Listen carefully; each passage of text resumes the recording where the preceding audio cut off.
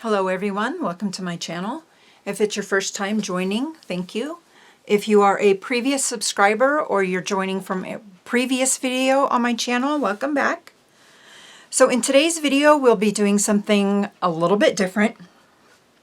I have been doing the series on the Brother SE 625 embroidery machine, and then I did videos on my FAF Creative 4.0 embroidery machine. And since the FAF is still down due to the embroidery machine breaking, we're going to be doing some actual sewing. And this is kind of what I originally wanted on my channel. And when I started doing the unboxing on the sewing machines, I got a lot of followers, a lot of subscribers, and so I kind of stuck with that. Now we're actually going to get into the actual sewing that my channel was originally intended for. I decided on this little pattern. It's called Basket of Charms, and it's done by Sweet Jane's Quilting and Design. And I purchased this pattern from Joann's about 2 years ago, and it was $9. It just comes in a little plastic bag. It was $9. I don't know if Joann's still sells this particular pattern. My local Joann's that's closest to me no longer had it in stock. That doesn't mean it's not necessarily there, but it just was out of stock. But please, I recommend that you go to her site to buy the pattern. Today we're going to just be doing the large basket, and I have written to her on her Etsy page, which is sweetjane.etsy.com. I believe you can also go to Sweet Jane's Quilting and Design to find her also. So like I said, I wrote to her on her Etsy and I asked her for permission to do a tutorial here on the channel, and she kindly gave me permission as long as I don't divulge too many secrets. So what we're going to do is we're just going to work on the large basket, and you're going to want to gather all your supplies first. Of course, you're going to want to select your fabric. I'm going to be using fabric that I have cut from Yardage, but the pattern is charm friendly, scrap friendly, and mini charm friendly. And if you are unfamiliar with what charm packs are 5-inch square pre-cut fabric, and they come in a pack. They also make mini charms, which are already cut into 2.5-inch squares. You can also use scraps from, if you have regular yardage, you can use scraps from jelly rolls. The strips in jelly rolls are 2.5 inches already, so you would just have to cut them down to fit the 2.5 by 2.5 inch squares. But like I said, I'm cutting from Yardage, and my colors, I'm just using a really pretty light blue. And then I have this fabric. This was sent to me not this past Christmas, but the Christmas before, from my mom.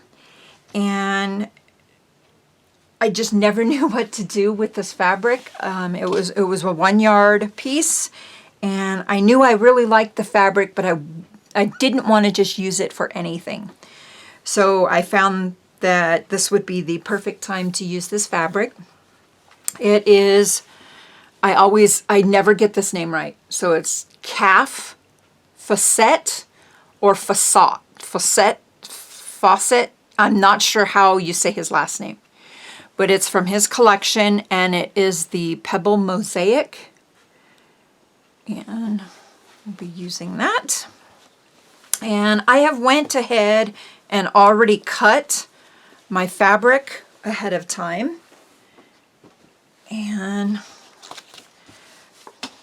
you have your fabric requirements listed at the back, so you can purchase everything ahead of time. And you will be using a Pellin 809 interfacing. When I made a basket to familiarize myself, I used the incorrect interfacing. And this is what I used the first time. This is a Pellin Thermolam, and you can see how thick it is, and it's kind of almost like almost like those like wool blankets, kind of that thickness.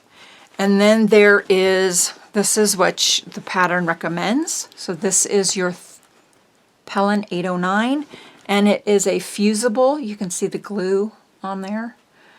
You'll have a shiny kind of side with the glue and then a kind of knot. And this is what the pattern recommends. And when I first tried my trial basket, which is here, I wanted to sew a basket first to familiarize myself with the pattern. I used the 2 layers that the pattern recommends, but I used, of course, the Thermolam, so you can see that it's thick, and there's nothing wrong with using Thermolam, but I would highly recommend just using 1 layer of it. And I'll show you where the double layers come in later and why I say that. I also made the handles on this one wrong, and they're supposed to be actually folded over 1 more time. And since I was using the Thermolam, they were pretty thick, so I just I didn't fold them over the additional time. But that was my trial. So we'll go ahead and get on with the actual pattern.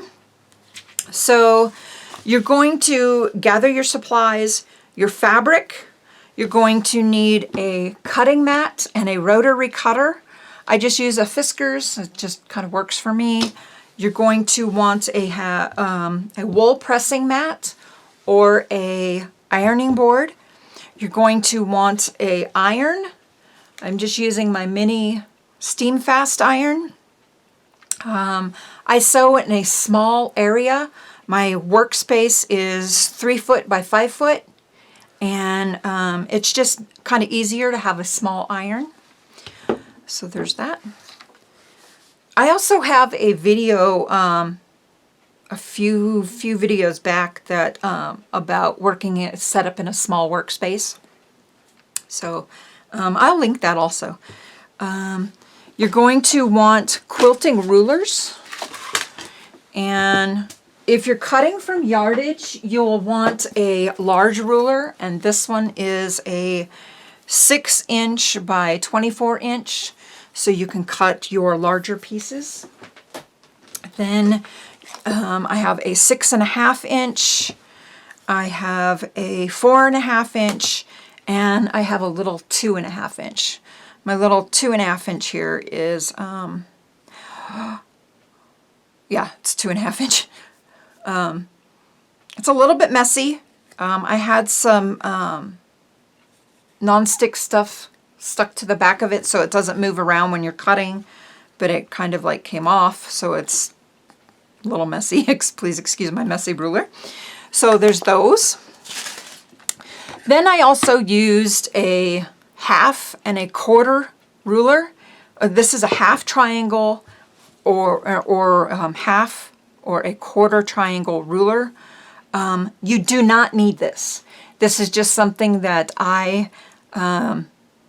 when I was sewing along, I said, oh, okay, I'll show you where this comes in, but you do not need this. So please don't feel like you have to go out and you have to purchase one of these.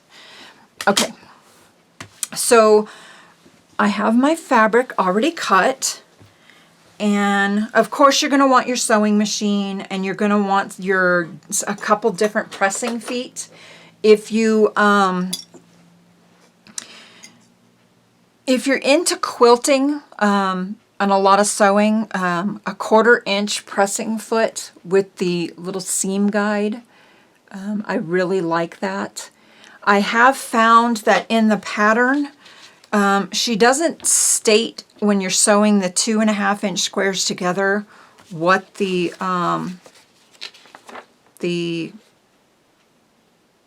seam requirement is for that.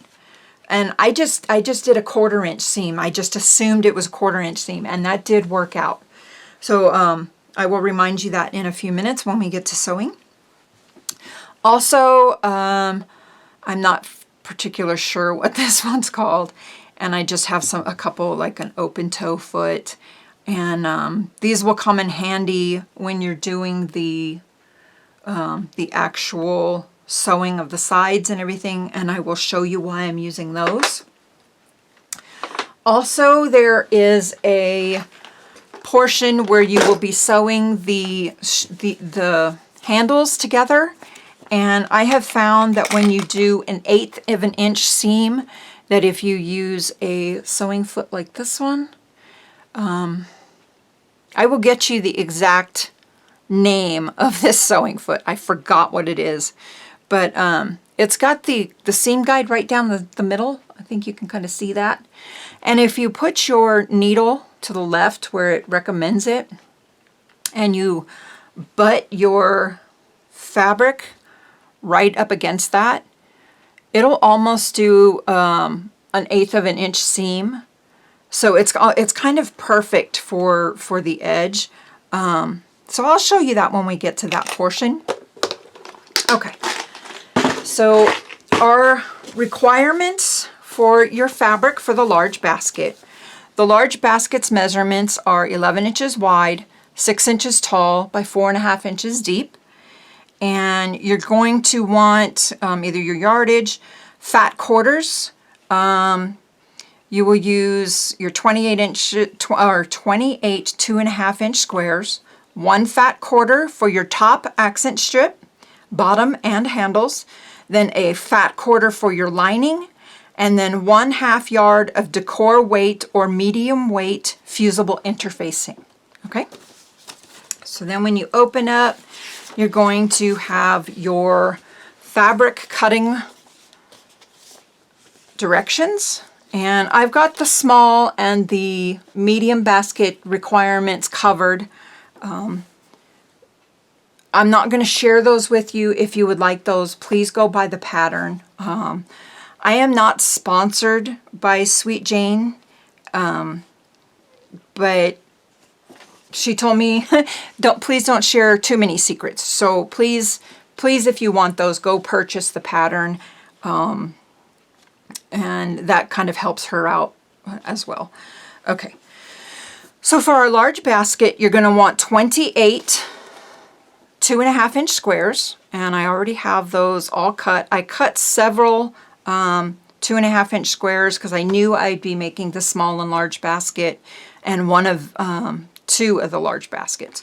So I cut enough that I won't have to come back later to cut those. Then out of your fat quarter, one of the fat quarters, you're going to cut 2 1 3/4 inch by 14.5 inch strips, and I've got 2 of those here. And again, that was 1 3/4 by 14.5. Then you are going to cut a piece that is, excuse me, 6.5 by 14.5. Then you're going to cut another piece that is 3.5 by 14. Okay, so the first 2 were 14.5, and this one will be 14. Okay, and then your last piece that you will be cutting is a rectangle that's 14.5 by 17 inches. And this is for your lining. This will be your lining piece. Okay. So then, once you have all your fabric cut, you're going to want to cut from your interfacing 2 pieces that are 14.5 by 17 inches. and then one piece that is 3.5 by 14 inches. Okay, so we're going to set all those aside. What you're first going to do is you're going to take your 2.5-inch squares, and what I like to do is I like to lay them out and kind of audition my pieces. And if you'll notice on this basket, when I made it, I kind of like alternated my greens with the blues and purples. And it was just a little bit, kind of gave it a little bit more of a design kind of pattern to it. You can do it, just kind of throw all your pieces in like a little bag or a little box and pick them out randomly for a really nice scrappy look. I just kind of liked laying them out. And that's where auditioning your pieces will come in. And I just kind of lay them out. Let me move these over just a little bit. That way we can hopefully get them all into frame here so you guys can see. And I just lay them all out. And that way I kind of get the idea, okay, these two pieces are kind of really similar. So I go ahead and I finish laying them out. And if I need to move some stuff around, I can then do that. So like here, these kind of pieces kind of seem a little bit similar. So maybe I can take this one and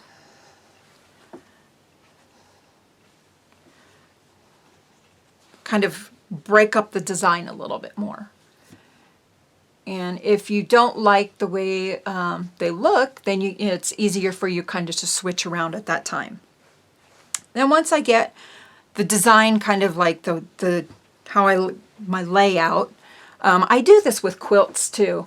If I'm making a whole bunch of the same kind of blocks or the same kind of block design, but maybe just different colors, I kind of lay them all out on the floor and stand back and look at them and make sure everything kind of looks good. And then once I found what I like, I kind of stack them up according to the way they're going to be sewn.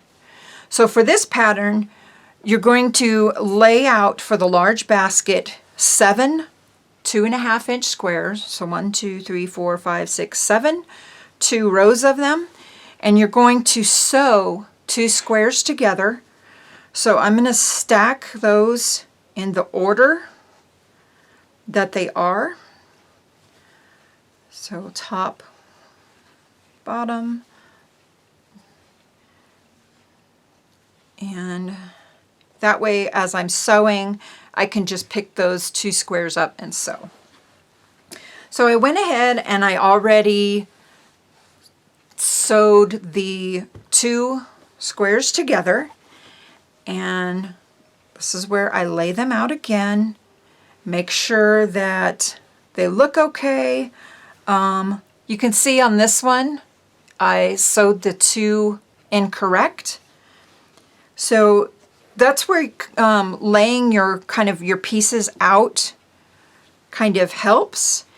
If you don't mind that, you can just go ahead and sew it, or you can seam rip it and re-sew that piece. If you're going to be doing it if it's going to be a craft item that you're going to take to like a craft show, you'd really want to kind of like audition your pieces, that way you got them laying out right.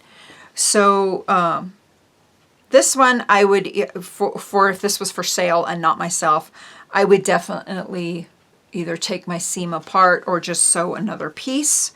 It doesn't really bother me because this is for myself, so I'm going to go ahead and leave it.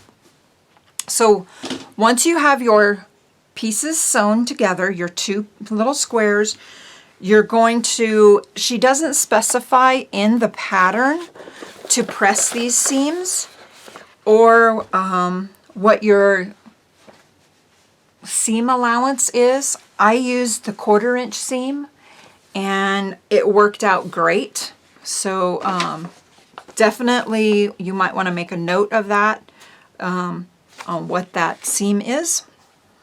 So, okay. So this is where your first part of your pressing will come in. And let me turn my iron on. And since I am a quilter, what I like to do is I like to press my seams so that my seams will be nested. And I'll show you what that means. And what I'm going to do is when your two squares are laying like so, I'm just going to press, lift up the top, come on, and kind of finger press a little first, and press, and so that, and then I take the next one.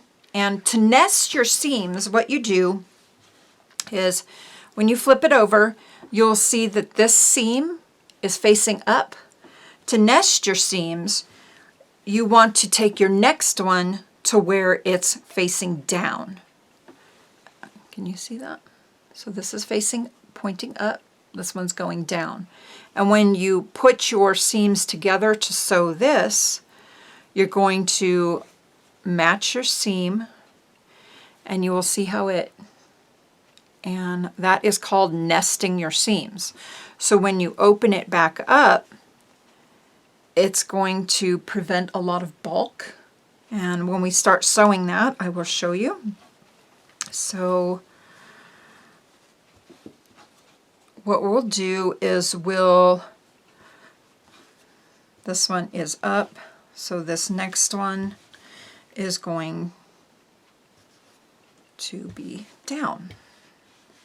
And you don't have to do this. This is just something that I do because I'm so used to quilting. Not all quilt patterns will have you do that. And in this pattern also, some of the directions tell you to press your seams in a specific direction. And that is really important because it helps prevent bulk. Okay, so up, down. This one is up. And this is another step also that if you're going to be making your items for sale, it just kind of makes your finishing a little bit nicer. It helps you match your seams a little bit better. Okay. And that is that. So you're going to then take all your pieces, your 7 2-block pieces, and you're going to sew them all together. And let me move this aside. I'm going to adjust the camera and I will show you what our next step is at the sewing machine. We will be right back. Okay, so I have the machine adjusted, or I'm sorry, the camera adjusted, and I'm going to show you how to now nest your seams and sew the pieces together. And to nest your seams, we have one pointing down, one pointing up, and you can see that there. So this one's pointed to the left, this one's pointed to the right. You want to line up those seams so they are just like that. Then you're going to make sure your edges all match up. And I have my my machine set to tie off my stitch at the beginning. So it's going to, and I'm using my 1/4 inch foot with the seam guide, and I'm going to just cut each thread. And I'm going to leave my foot down. You don't have to do it that way. Okay, so then the next one, we're going to do the same thing. So we're going to nest those seams again. Till you have all of those 7 sections together.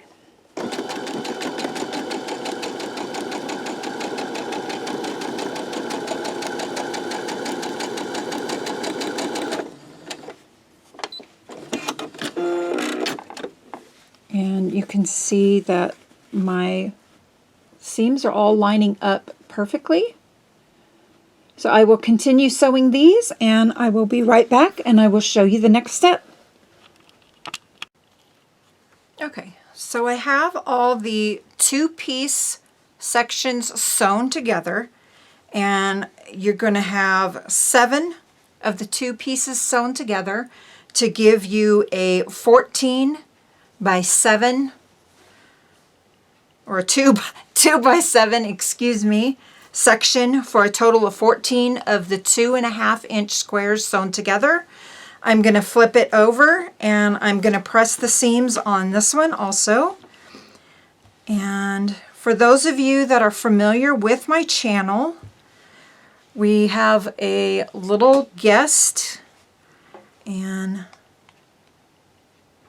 okay, we'll see you later. That was Luna, the crafty kitty. And I usually do not let her on the table when I am doing anything hot with the iron or anything like that, or with the cutting. She has a shelf over to the right side of my sewing machine that I've made just for her, so she can be involved. She thinks she always has to be involved, so I made a section for her where it's safe. Okay, so I am just pressing all the seams, and I'm not pressing them all the same, and that way is just to eliminate some of the bulk. And then I'm going to flip it back over and make sure it's all nice and flat. And you can see that all my seams matched up perfectly. And make sure both pieces are kind of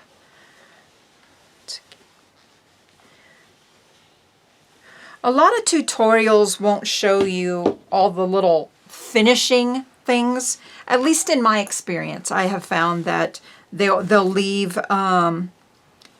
the pressing out, or they'll leave a lot of finishing touches out, and they'll just assume you know them. That's been my experience. I'm not saying that's always true. So we've got our pieces together. I like to, in my videos, I have always said that I will keep mistakes in the video. That way you can learn by them. I did kind of correct this piece a little bit where the section was going up and down. And I did with the seam ripper. It was just, I guess my little bit of OCD was kind of affecting me there. So I undid that with the seam ripper and sewed the 2.5-inch pieces back together, and then assembled it. And our next step now will be to put your bottom section of the basket, and that is going to be your, oops, I actually left that a step, excuse me, I was wrong. We are going to take your 2 pieces of the 1 3/4-inch strips, and you're going to sew 1 at each top section. And I will sew that off camera just to kind of So I film with one camera. That way I won't have to stop, adjust the camera, move it to another tripod, and then come back and adjust the camera again to show you each step. So I'm going to just sew them off camera, and then I will come back and show you the step. Okay, so I have the 2 strips put on, and in the directions it specifically tells you to press away from the checkerboard section. So you're going to want your seam to go away from it. So your seam, and I'm going to just push up, move that one aside, and let's set the seam first.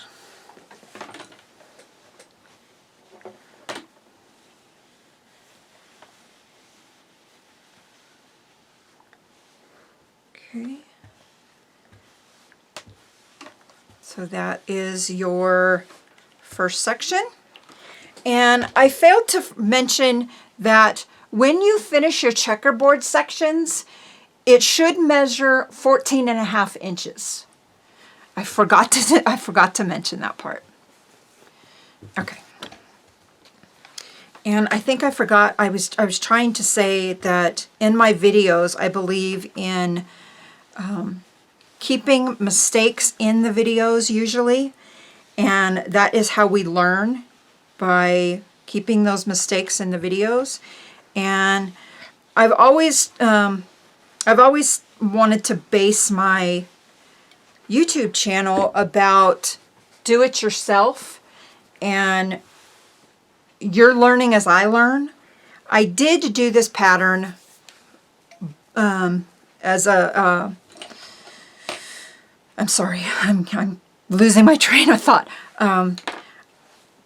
I did the pattern first to familiarize myself with the pattern so I didn't completely mess everything up and then make this video into like an 1.5 hour long video.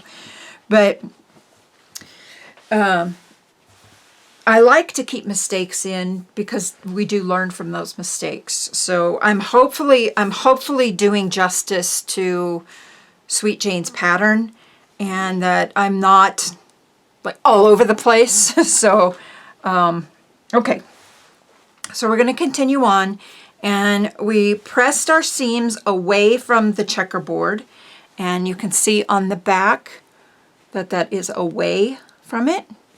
And I did that on both pieces. And our next step is you are going to take your 6.5 inch by 14.5 inch rectangle, and we're going to turn this piece around, and we're going to sew the bottom to each piece. So I will, if you are using a non-solid piece of fabric, you're going to want to put right sides together. So I'm going to take these to the machine, and I will be right back. Okay, so after you finish sewing your 6.5 inch by 14.5 inch section, bottom section to the checkerboard sections, this is what you should get. Let me turn it this way. You can maybe see that a little bit better there.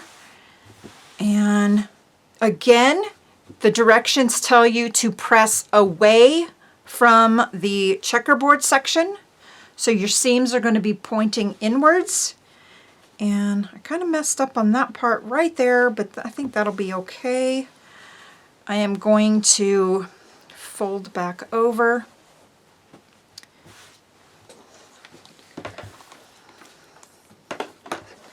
Set my seam.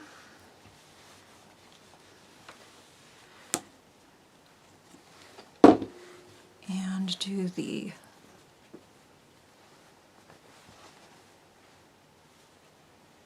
so away from the checkerboard. We want it away. Okay. So this way.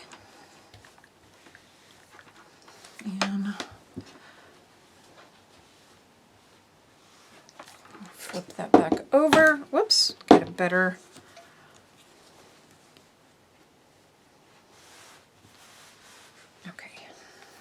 I keep stepping on my iron cord.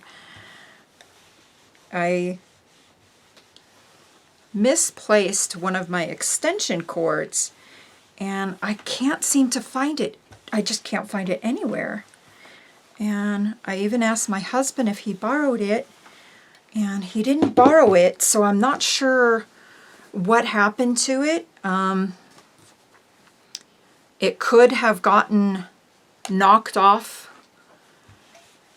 into the trash by Luna. I usually always put my iron away for the night in the closed laundry room, so it can cool down, or I take it out to the garage and let it cool down. That way, just because, so Luna doesn't get near it. Okay, so that is our bottom section sewed to our 2 top sections. Now, our next step is a really important step. We are going to take our interfacing and we are now going to iron it to our back portion, which is our lining. We're going to take our 3.5, is it 3.5? Let me double check that. Yes, 3.5 by 14 inch piece of fabric, and we're going to also take our 3.5 by 14 inch piece and we're going to iron that to our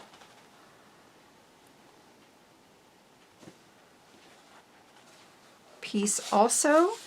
And I need to double check my measurements on this one because I actually cut this one to 14.5, so I will have to trim that.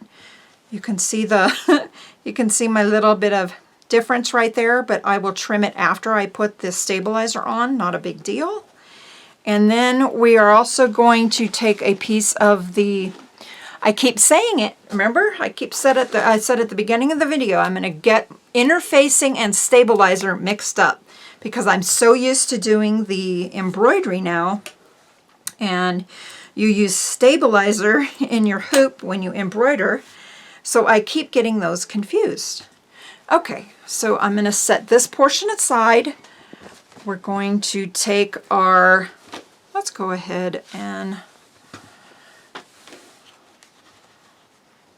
take our portion that is 3.5 by 14, and we're going to sew the interfacing to that. And let me just kind of press this piece a little so we make sure there's no wrinkles. And what you want to do is you want to make sure your iron is set to steam. So I'm going to,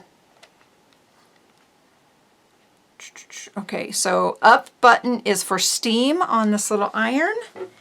And I'm going to make sure I got no loose threads here. Make sure I have my shiny side down to the fabric.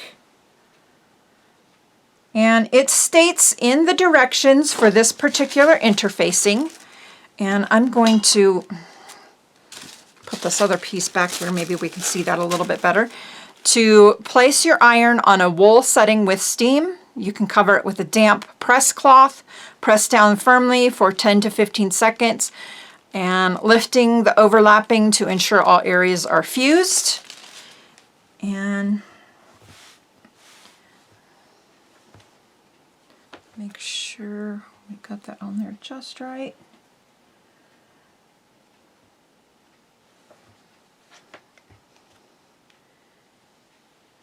And we're just going to, I start at one end and just kind of work in there.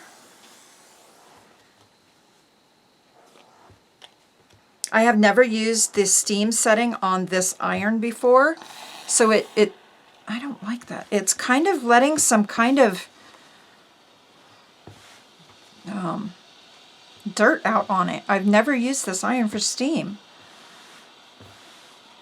Yuck. Okay, so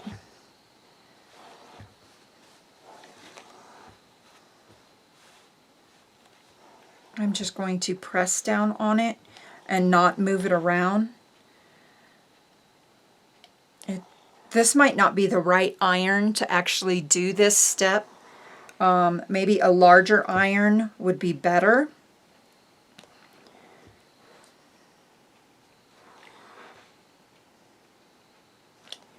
Because there are parts that aren't wanting to bond. So I'm going to flip this over and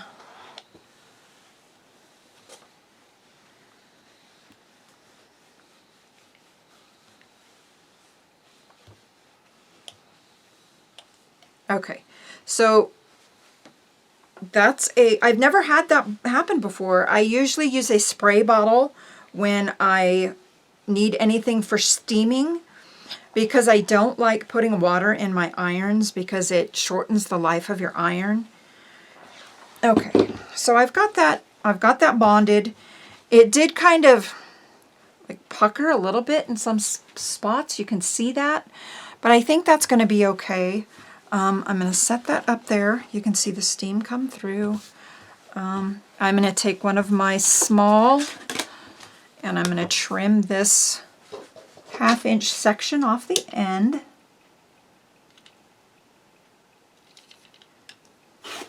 Okay. And we're going to make sure I measure that. You know what? It's really funny. I think I might have cut my stabilizer too small, because now it says that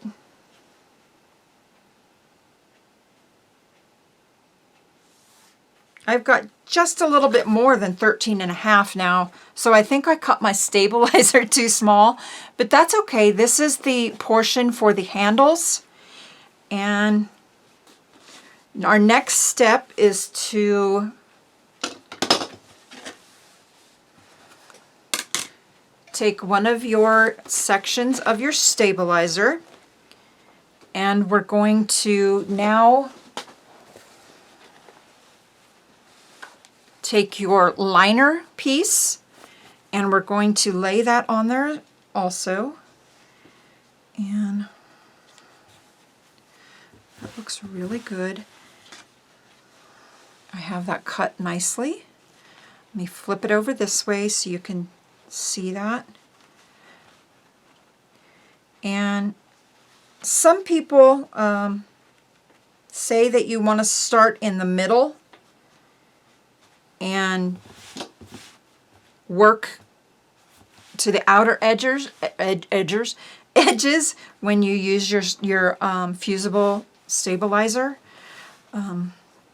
I think what I want to do is I'm going to flip it over this way, and that way I can see exactly what my fabric's doing. And I'm actually, you can actually see it's 10:40. Can you see that? 10:42 at night. Okay, so I still am going to kind of start from the middle, and I'm going to kind of press these .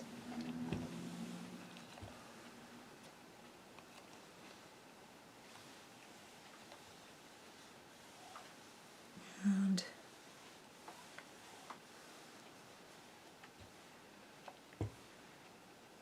so this is where it came in when I made my trial basket and I was using the incorrect stabilizer. It was very thick, and not using the correct stabilizer, it made that basket really bulky.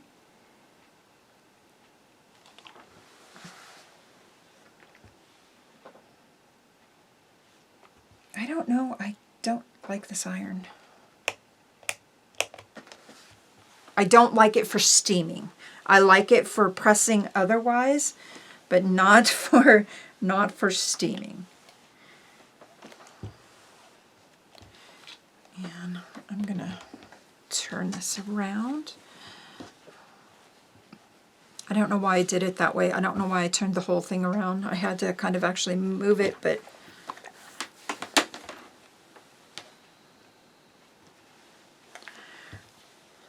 I usually don't film this late in the evening.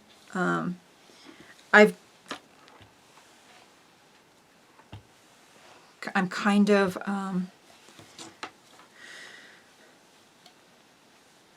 working to get this video out. Usually my schedule has been every 4 days to post, and I kind of want to stick with that schedule in this new year, and I'm already off track on that, and it's really frustrating that I didn't, and that is my fault. I asked to do this basket and this pattern, and okay, hang on just a second. I'm going to get my spray bottle because this doesn't seem to be steaming, and if you can see, there's only 4 little tiny steam holes on there, and it's not really doing much. So I'm gonna just do a light mist, and I'm hoping this isn't gonna mess anything up. I'm gonna just kind of, because it doesn't seem to be bonding, and I don't know why. So we're going to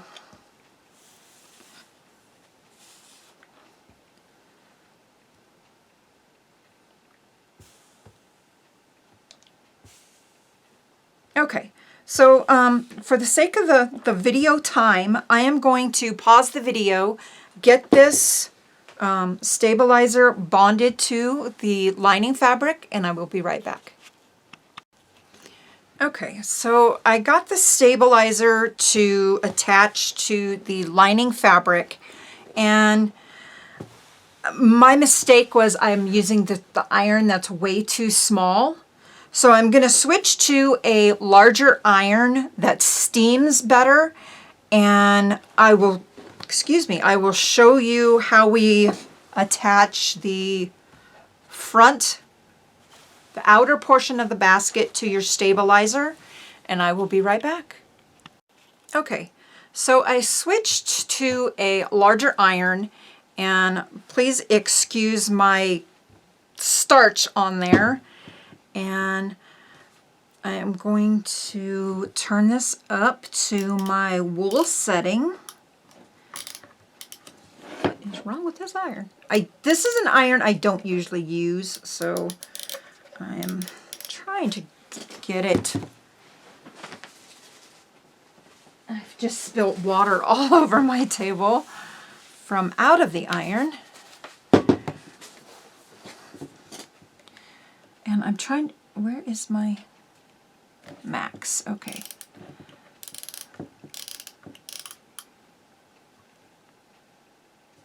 Okay, it says you usually want to set it to the wool setting. So I got it on wool, and I've got it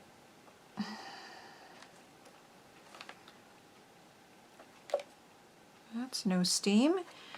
And I got it set to steam. So this is a rival, and sometimes you will need to use steam. Well, I don't usually like to use steam, like I said, but this is a really inexpensive iron, and sometimes you will have to use your steam. So that is the reason why I do have this one. It's just a backup. I think I've used it maybe 4 times in 5 years. And I'm really sorry about the gunk on there. So I've got it set to my wool setting. I've got it set to steam. And I'm going to make sure that this is okay and pressed. And this is where you really want to also make sure that your front of the basket is pressed well, because it will show up on this.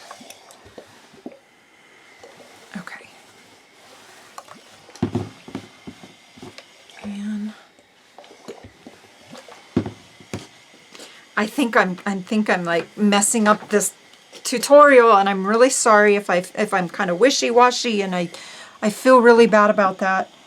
I know I can do better. Ugh.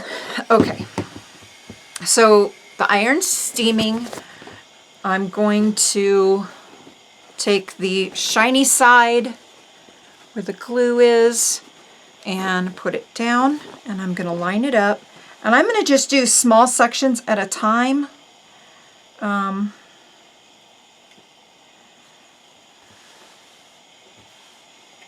make sure it's all straight.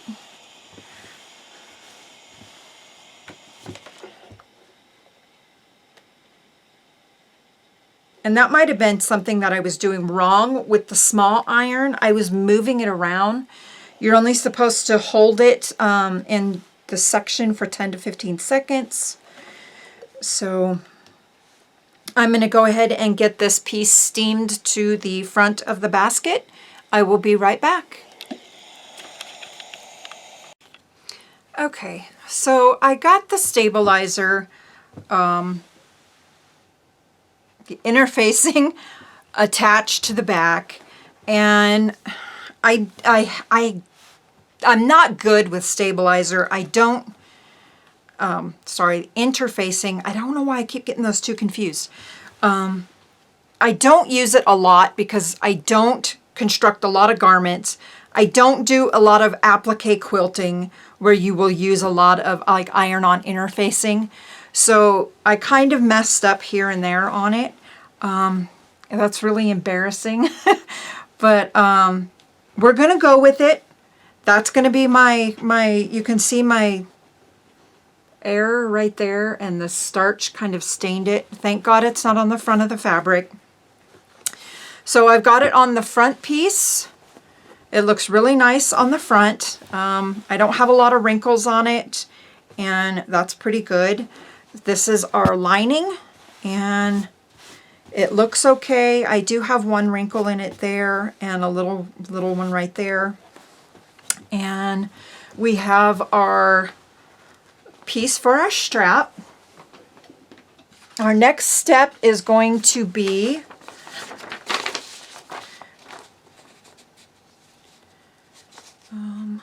we are going to,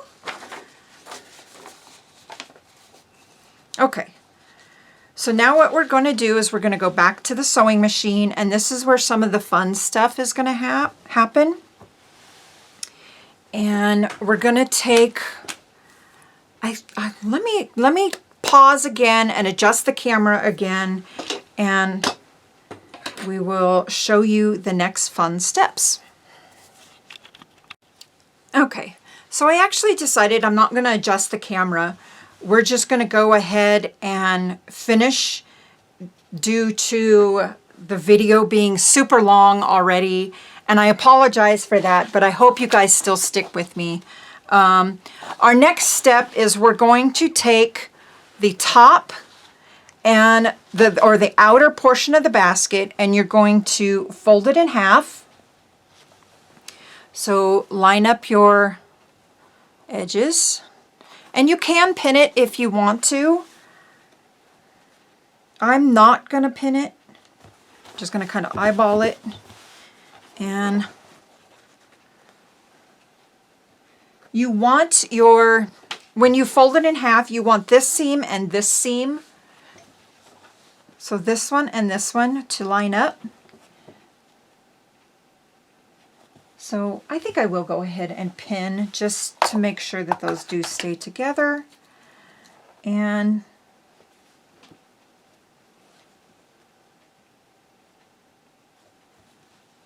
I'm just going to pin up here and make sure this side is okay.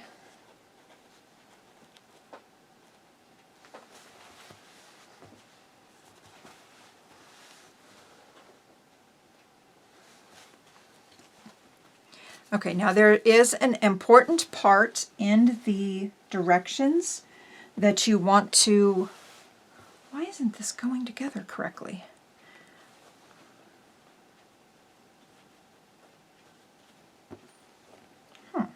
Okay. Sorry if I'm getting my big old head in there.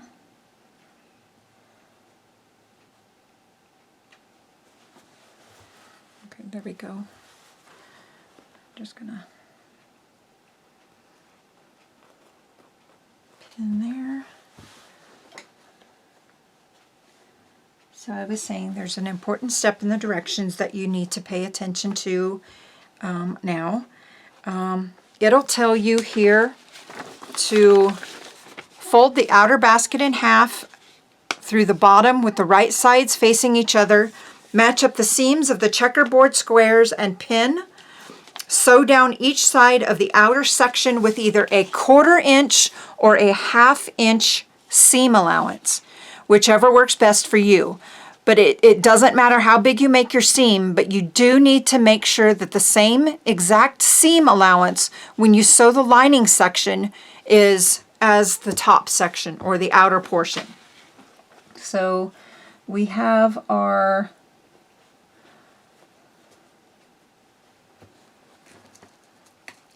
pin again up here.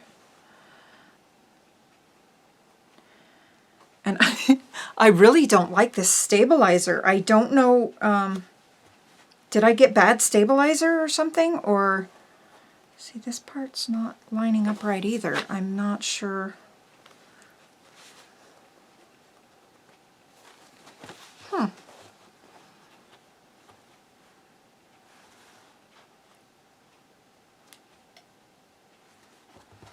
Okay. See how it's wonky? That's weird.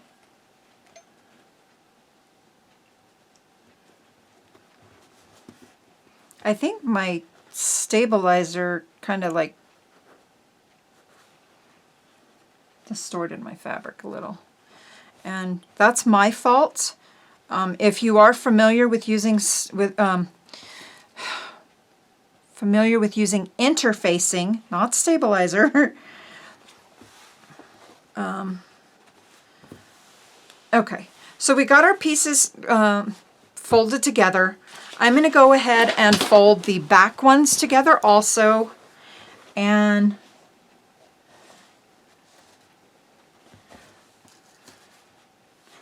I'm going to just make sure that the tops are okay. And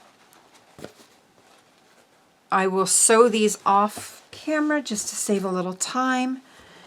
And then I will come back with our next step, which is kind of really fun. I will be right back. Okay, so I have our pieces folded, sewn together, and I used, it's not quite 1/2 inch, it's just below 1/2 inch. There's a line marked on my machine, and I believe it's 5/8 from where the needle position is to where I sewed my seam. I believe it's 5/8. So I did that on mine, and our next step is really important. So we are now going to sew and trim our corners, and this is kind of fun. I like this part. This is where my triangle ruler came in, and you don't have to use it. You don't have to use it, but it just kind of helped me. So what you're going to now do is you're going to construct your flat bottoms. So you have to sew and trim your corners. Now to do that, what you're going to do is, what works best for me is really finger press this seam, because you want to be able to see it on the inside. When you open it up, you can see that fold in there. And what you want to do is you're going to take your hand and you're going to put it in the corner. So they're in the corner. And you're going to take your sewn seam and line it up with that finger pressed seam.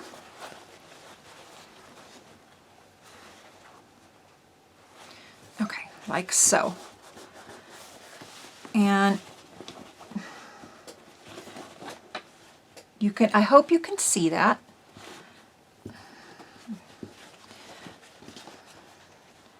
I have that seam. Let me get that a little bit better. Okay, so where my finger pressed seam is on the inside, I'm going to match my sewn seam to that. And I'm really sorry, it's kind of hard to see it. And you're going to push everything kind of flat. So where it makes, see where it's making a really nice point? Okay. Now what you're going to want to do in the directions, it'll have the directions for you. For your large basket, the line is going to measure 4 inches across the corner. And the line will be 2 inches up from the tip of the corner. So you can take this is a 4.5 inch quilter's ruler. You can take your edges where, okay, so 2 inches. I'm putting the 2 on the seam, and I'm going to go to where the 2 inches and the 2 inches is, and you will see, get that just right, to where your ruler from this side to this side is 4 inches across. So I don't have my Sharpie ready, sorry about that. And I'm going to mark with a red Sharpie, and hopefully you guys can see this okay. And you're going to mark across. Okay, and that is going to be your sew line. So let me show you again with the ruler a little close up. So for 2 inches and 2 inches, your line's going to be 2 inches up. So you're going to put your ruler on the 2 on the seam and make sure it goes down to the 2 inch here. And then you want it to be 4 inches across. So 1, 2, 3, and 4, and mark your line across.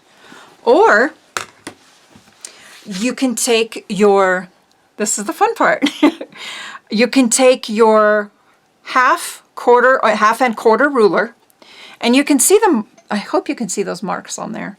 Let me put it on this white so you can see it. And you can see those lines where it's 1 inch, 1 1/4, 1 1/2, 1 3/4, 2 inches. So what I did is I took it and I laid it on the point like so.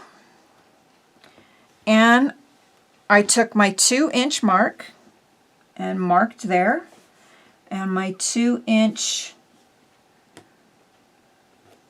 mark up here. And then I want to make sure that I get the 4 inch line, and it doesn't work with that one, so I want to take it with this one, and I want to make sure that those 2 marks measure the 4 inches. And from one side to the next side, it's 4 inches across. And that's where this one came in really easy for me. I was able to get a really nice accurate line. So I'm going to go ahead and do the other side too, and get it to where it lays flat.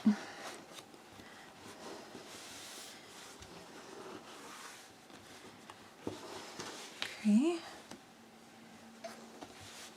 And I'm going to do the same thing then with my triangle ruler.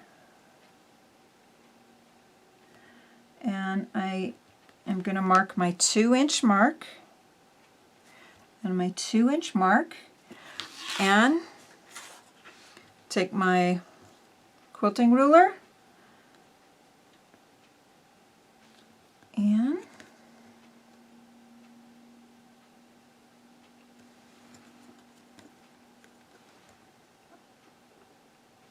it matches the same as the other side. So I'm going to make my line like so. So you'll have a line on each side like so. And what you want to do is you want to take it back to the machine and you want to sew exactly on that line. So I will do that and I will be right back. Okay, so you want to make sure after you have sewn on your line that you lock the stitches at the beginning and at the end. And the reason why you want to do that is you are now going to cut this piece off, these corners. And what that does is that's going to eliminate the bulk inside of the basket. And you want to sew across that line, and you're going to trim it to 1/4 inch. And it's this line right here. I hope you can see that one right there. So I'm going to line the 1/4 inch up, and I'm going to take my rotary cutter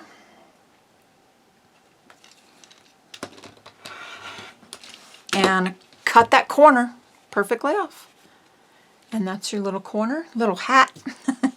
And then you're going to do the same to the other side.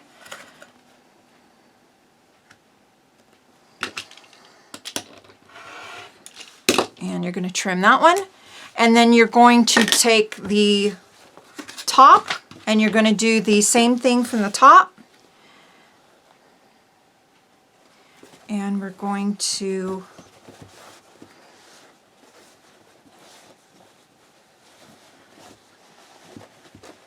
match it up to the seam on the inside.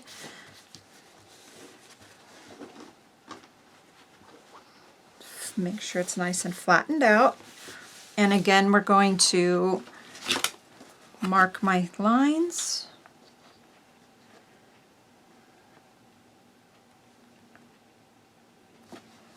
And sometimes it's better if you move the seam a little bit so you can get it right on that point.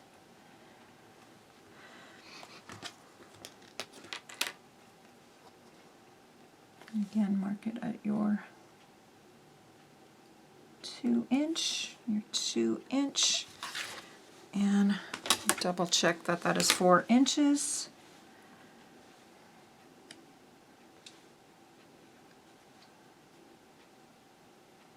Okay, this one is not working out quite right. I don't know. Oh, I didn't have this side, I think, smoothed down quite enough. So it wasn't right on this portion. So let's try that again. I'm going to try marking it up this way. Oh yeah, it was off on that one. I didn't have it smoothed down enough on the inside. So you really want to make sure you get it smoothed down enough. And it's a good thing I double checked it, or it would have been incorrect. So I'm gonna make sure I get this one down nice and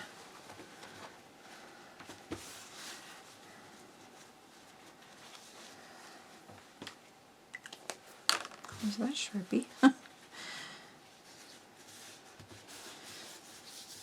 Okay. Let's try it with this one first. I will mark and then double check and look. 2, 2. Measure twice, cut once.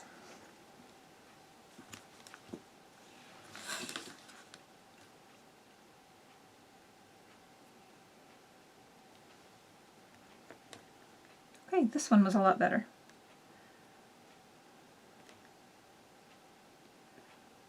There we go. Okay, so I'm going to take it to the machine and sew those ones, and I will be right back for the next step. Okay, so we have that part on the outside of the basket. We're going to again trim that down so it's 1/4 inch. Now this next portion, when, oops, didn't push down hard enough. Okay, there we go. These little hats are so cute. Just throw those away. Okay. So our next, we're going to set this aside for a minute. Our next part, what we're going to do, let me grab my pressing mat again. We are going to take the handle portion and You're going to fold it in half.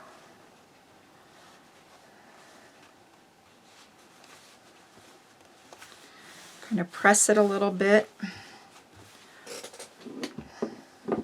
Let's get the iron and press. And this is the step that I actually messed up. I don't know what happened. I think because, oh yeah, it was because I was using the thermolam and it was thicker. So I kind of couldn't do the last fold. And so then we're going to fold it in half. You're going to press it. Then you're going to take each side and press that one down.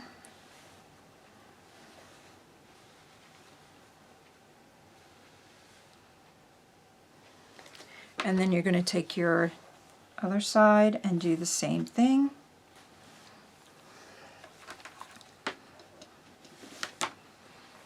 And I'm going to have to, doing this tutorial, I have discovered that I am going to have to move my room around just a little bit for purposes of filming, because when I do have to press something, I'm dragging the cord kind of across my lap.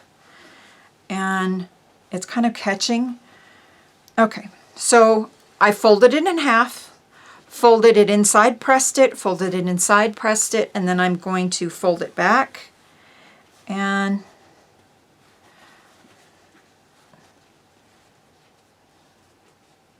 this would be really good where some of those clips come in handy, where you could just clip it. I am going to try to pin. Maybe just really, okay. I don't want it to distort nothing when I pin this, so. Okay, so there's one.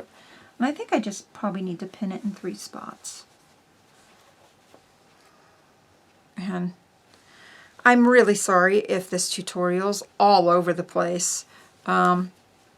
If there's anything at this part that you would like me to go over again, please ask in the description or in the comments down below. And I know I shouldn't sew when it's this late at night and I'm kind of tired. Okay, so now what we're going to do is we're going to take this to the machine and we're going to sew 1/8 of an inch seam on each end, on each side. And I will do that and I will be right back. Okay, so once you get your strap constructed and you sew the seams on each side, that's what that's going to look like. You can see the little tiny seam on each side, and that just gives a nice finishing touch for it. Now what you're going to want to do is you are going to fold it in half. And you can kind of crease it a little bit and crease it back the other way a little, and take a pair of scissors and you're just going to cut it right in half. So now you have 2 pieces that are the same size. You're going to set those aside. We're going to take our, get my directions. We're going to take our 2 pieces of the inside and our lining, or I'm sorry, the outer part of the basket and your lining. And this part kind of messed me up a little bit on the last basket I made when I tried to do the trial basket, and I kind of really messed that up. And I'm going to kind of form the little kind of basket up a little here and kind of, okay. So what you're going to do now is you're going to place the handles on either side of the seams and of the outer basket, and you're going to Place the inside edge of the handle 1¼ inches away from the side seam on each side. So you're going to take one of your handles and you're going to look at the inner portion. And let's see, that doesn't have 1¼ Okay, so we're just going to do with our 4-inch ruler, and we're going to take from the 3 to 4 and the 1/2. Okay, so we're going to place it on the 3 1/4. Does it say 3 1/4? 3 1/4.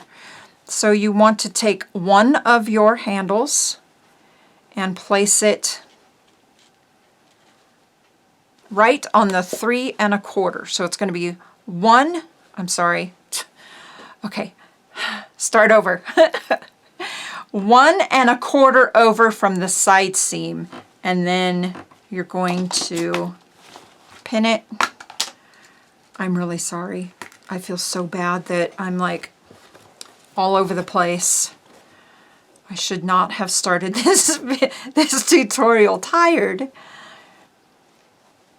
But you know what? That's okay. So there's 1 1/4 over, and I'm going to put it, and I'm going to pin that. I should say that I shouldn't do stuff when I'm tired, but the thing is, I'm tired a lot because I have chronic insomnia due to my thyroid. I have a thyroid condition.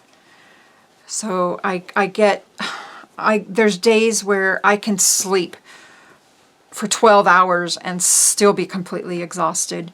Then there's days that I can sleep for 3 hours and be just fine. Okay, so this isn't pinning straight for me, so I'm going to just kind of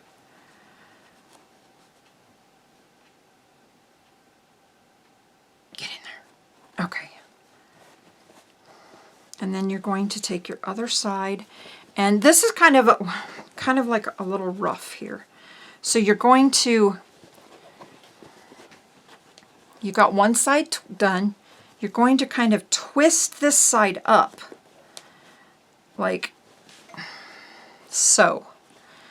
Okay. And it's kind of hard because it's kind of stiff. So you're going to make sure you got your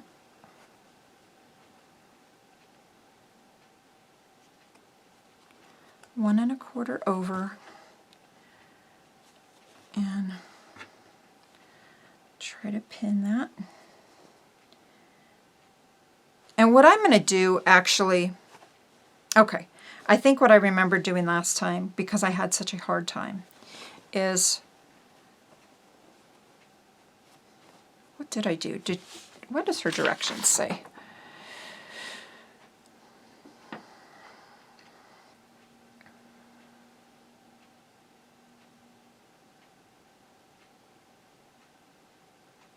Okay, so we're going to do these one at a time. So you're going to, it helps if you read the directions. God. Okay. So 1 1/4.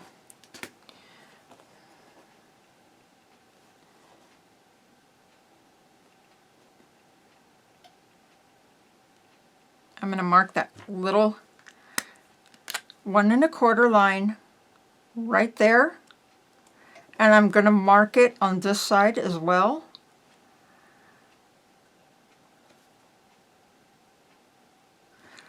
Then I'm going to take it to the machine, and I am going to sew one side down, and it says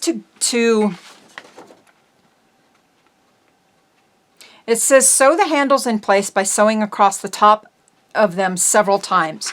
So I'm going to go to the machine, and I'm going to do one side. I will do that really quick, and I will be right back.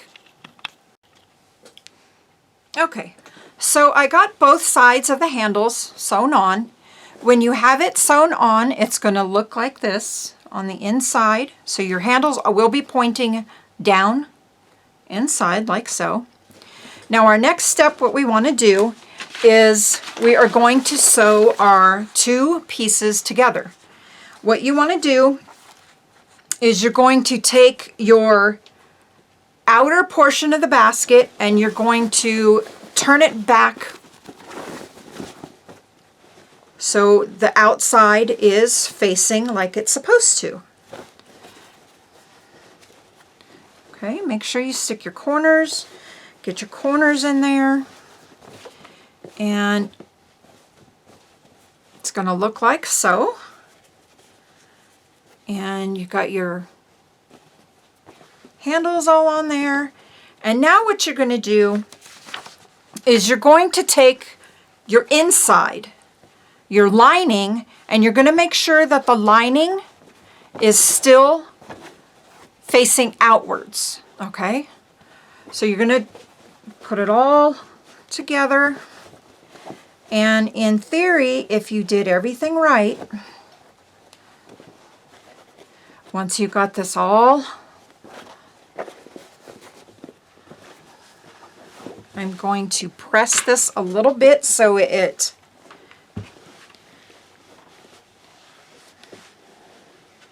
kind of sits a little bit better. So my corners sit a little straight. And you don't have to do this. I just found that on my first basket that I made to kind of test the pattern, to familiarize myself with it, I should have done this. And it just kind of helps kind of make the inside a little bit neater, and that way it kind of sits a little bit easier to put the inside to, well, to do the next step. Okay, so you can see that it sits open now. So I pressed it so it kind of sits open. Now you're going to take your interior of your basket, or the outside of your basket, and you're going to put it inside. Okay, so stick it all in there. Stick it in there. Let's try to get it all adjusted and try to get that corner over in that corner in that corner, that one over there, that one into that corner. And your handles are going to be in between the two layers. Okay, so if you're looking at it correctly, you're going to have your lining. You're going to have your lining on the outside with the stabilizer showing. You're going to have the outer part of the basket, so the outer part facing the inner part of the lining, like so. Okay, so you want to see the interfacing on this side and the interfacing on this side, and that way you'll know that you got it right. Okay, so now what you want to do is you're going to take this seam and this seam and you're going to line them up to make sure they match. And I put a pin on each side.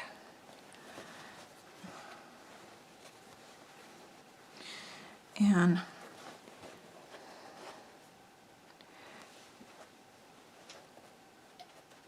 I have one seam going to the left and one seam allowance going to the right. And that's just to help with the bulk when I sew this. Oh, and there's Looney the crafty kitty, and I need to move Loon. Come on, honey. Move, babe. She's gonna try to test out our basket. I am going to turn the iron off. I got it over here to the side. So if you missed the part in the video earlier where I said that in my channel, you will see Luna a lot. She is Luna the Crafty Kitty, and you can see she's trying to test it. Baby girl. Okay.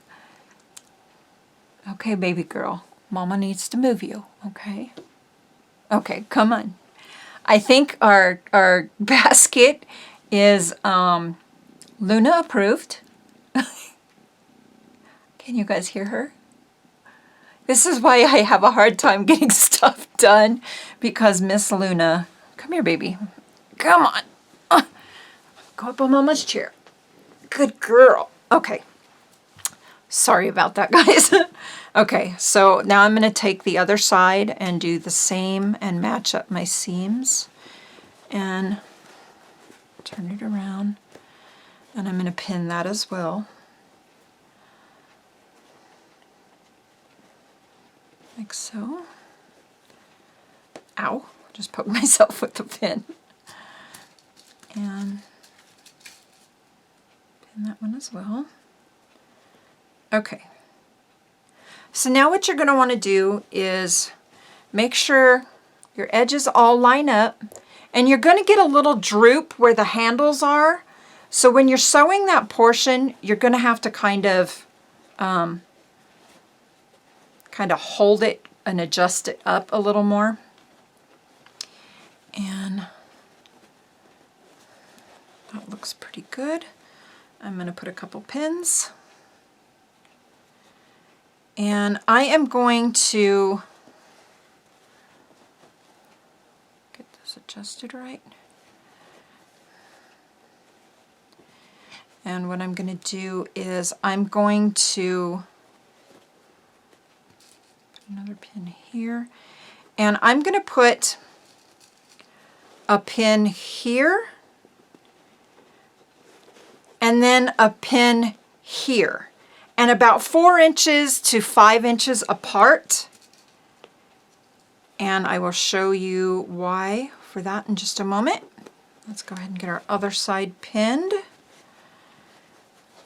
If you're familiar with making baskets and things, I don't know why this isn't. Okay, there we go.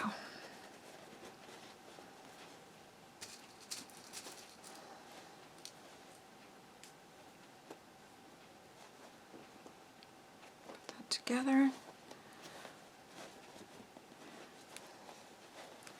Put this one together. If you're familiar with making bags and items that have linings in them, you will know that when you sew the linings together, it's right sides facing, and then once it's sewn, you're going to turn it back inside out or right side out. And that is the reason why on this side I put 2 pins here, because I'm going to start sewing here. I'm going to sew all the way around and all the way around, and I'm going to stop when I get back to this pin. And you're going to want to reinforce your seam when you do that, or reinforce your stitch, so when you turn it back out, you don't rip out any of the stitches. So I'm going to sew that, and I believe our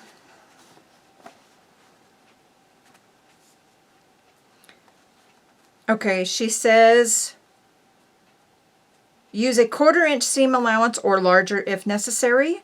You may have to help your machine get over the bulkier seams, which are where the handles are. And I will sew that together, and we will be right back.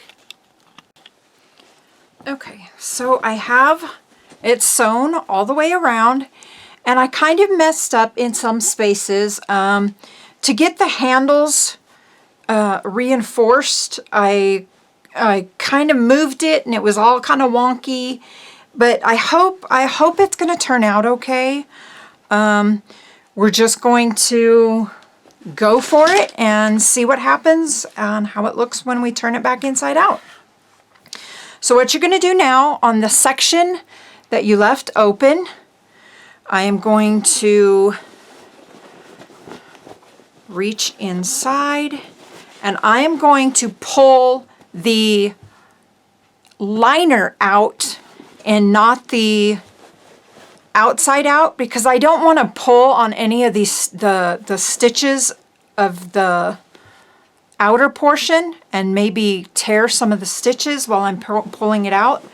So what I like to do is I like to stick my hand in and just kind of ruck up the one portion, and I'm going to put my hand in and go to the corner and grab the corners and pull them out. And slowly keep pulling it. And it's going to look messy. It's going to look really messy. And kind of like, oh, I thought we made a mistake there. I'm starting to pull some of the stabilizer.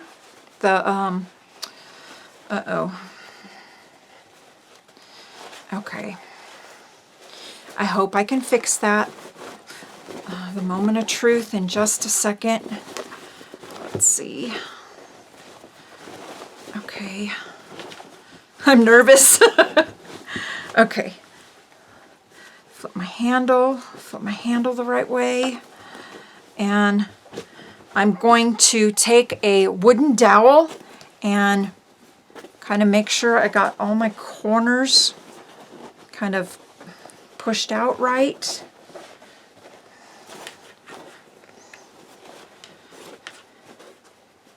Okay.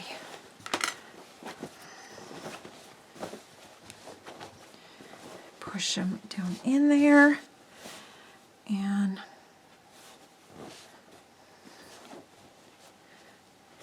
then this is what you're going to have. You're going to have a little basket and you'll see that you got this really weird rough opening now. So what you're going to want to do is you're going to want to kind of fold that down in there and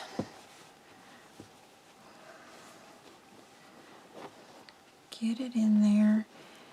And I think I already turned my, oh, did I turn my iron off? And you're going to turn your iron back on. And let's put it this way. Trim any threads if you need to trim any threads so nothing's there. And you want to kind of, where you stopped off on each one, kind of pull it together a little and determine how far you have to kind of tuck that in.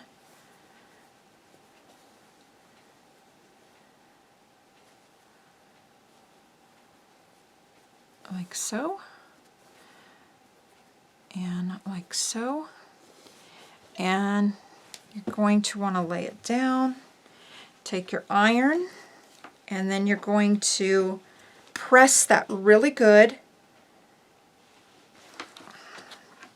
Make sure it looks okay. I did get a little pucker right here, and I think that's where I kind of pulled out a few of the stitches when I was turning it back in, turning it back the right way. And I think I can fix that when I'm hand sewing this closed. You can sew it with your machine closed and do a finishing seam all the way around. Let's see. Okay, it does say to do you can pin the section closed using a coordinating thread, top stitch around the entire top of the basket with a 1/8 inch seam allowance. And I'm going to take my little extension portion off so I have a little bit more room, and I'm going to just kind of press this a little bit more all the way around so I get a nice kind of a crisp or better, crisper finish, if that makes sense. Okay, so that's really cute. I like it. Okay, so this side I need to kind of tuck down just a little bit more. I'm going to take these little loose threads sticking through here and make sure those are trimmed off.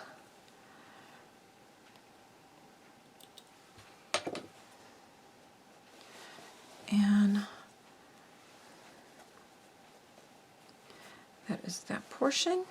Okay, so I'm going to put my hot iron aside. Okay, so what I want to do is I want to start where the closed portion, where the open portion is, sorry. And I'm going to start my seam right there. Or if you want to hide it, I've seen in, oh, I just found a little trick. Okay, pull your handles out a little bit and it'll help fix this little part of the seam right here. Oh, okay. I'm excited because it turned out so much better. Okay, so if you want to start to hide kind of your closing seams where you back your stitch up to reinforce it, you can start on the side seam. And I think I'm gonna fix this side a little better. And I think I'm gonna start on this side and I'm gonna sew that and I will be right back. Okay, so I got my seam sewn all the way around it. It's not perfect. I did get a couple little puckers, and I think that might have been because when I did my interfacing, I didn't quite get the edges, I didn't get it kind of sewn right, and the fabric kind of puckered a little bit where the interfacing was because I was using that smaller iron at first. So I got some puckers. My 1/8 of an inch seam isn't quite an 1/8 of an inch all the way around, but I think it looks a lot better compared to my first sample. This one's a lot stiffer. This one has more shape to it. The handles are so much nicer. One thing that you can do, if you notice on here, when I did my sample and I couldn't sew it this way, I just finished my edges with a fancy stitch. I could have done the same thing around the top too, to kind of like embellish it a little more if you want. You can use a fancy stitch on your machine. What I'm going to do is I'm going to kind of press the inside a little bit, make it a little nicer, a little neater. And let's see. And I'm going to see if I just, from where the corner, kind of go up a little and kind of just finger press that. And like so. And maybe corner to corner, just kind of finger press that a little bit. And, oh, that looks really nice. Okay, okay, okay. So definitely, I'd say not 100% better of my trial basket. But this one, I would say 90% better than my trial basket. It turned out really cute. It looks like a basket. If you look at hers on the front, it looks pretty good. So I first want to say, when Sweet Jane's, when she sees this, I hope that I did okay, and I hope that my tutorial's not too wishy-washy. I know I kind of like was a little bit here and there on it, but If anybody has any questions, please ask down below in comments. If there's anything else that you would like me to go over, please ask it also down in the comments. And I'm going to put the pattern together. And if you want this pattern, please definitely go to Sweet Jane's at Quilting and Design, or go to her Etsy, which is sweetjane.etsy.com, and please purchase this pattern. She was so kind to let me do this tutorial, and she didn't have to do that, and I really appreciate that. And again, I hope I did her pattern justice. And I know from little things that I did from the first one to this one, there are some things that I can do a little smoothly next time. And if you haven't subscribed already, please subscribe. Like the video if you haven't liked it already. And we will see you all soon. Bye-bye.